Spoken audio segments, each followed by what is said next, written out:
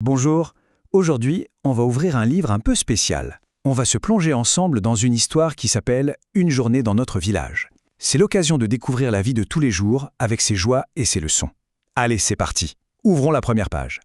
On commence par faire connaissance avec celui qui va tout nous raconter, c'est notre guide.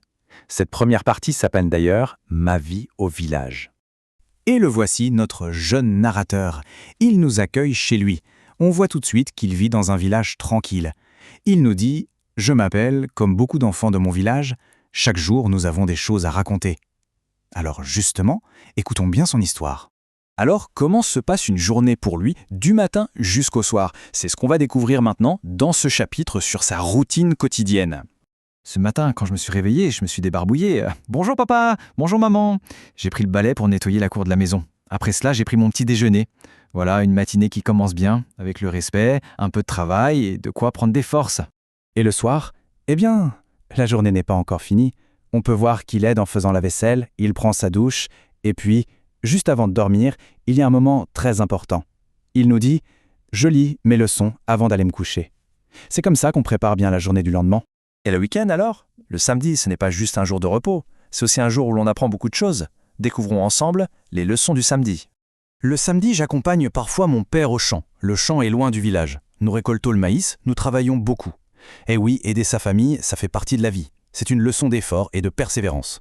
Mais un samedi, il s'est passé quelque chose d'inattendu. L'histoire raconte, un autre samedi, il y a eu un accident sur la route. Et que se passe-t-il dans ces moments-là? Regardez bien, les gens du village sont venus les aider. Voilà un magnifique exemple de solidarité. Quand il y a un problème, on est tous là les uns pour les autres. À la suite de cet événement, il y a eu une autre leçon, très importante, cette fois-ci à l'hôpital. Une infirmière a donné un conseil essentiel pour tout le monde. Écoutons-la. Il faut toujours se laver les mains avant de manger pour ne pas avoir mal au ventre. C'est un conseil tout simple, mais qui nous garde en bonne santé. Après une semaine de travail et d'imprévus, arrive le dimanche. C'est un jour un peu différent, un jour pour se retrouver. Voyons à quoi ressemble un dimanche de partage. Alors, le dimanche est un jour de repos. On voit la famille qui se prépare, peut-être pour aller à l'église. Et c'est aussi un jour de petits plaisirs, comme une balade au marché. Notre ami en profite bien. Il nous dit « Je profite d'un bon bol de bouillie et d'un jus de fruits au marché ». Et le dimanche, c'est aussi le jour de la fête au village. C'est un grand moment de joie. On l'entend presque nous dire « Tout le monde danse et rit. Je suis heureux d'être avec ma famille et mes amis. » Et c'est ça le plus important, être ensemble. Bon, à travers toutes ces scènes de la vie quotidienne, qu'est-ce qu'on a appris?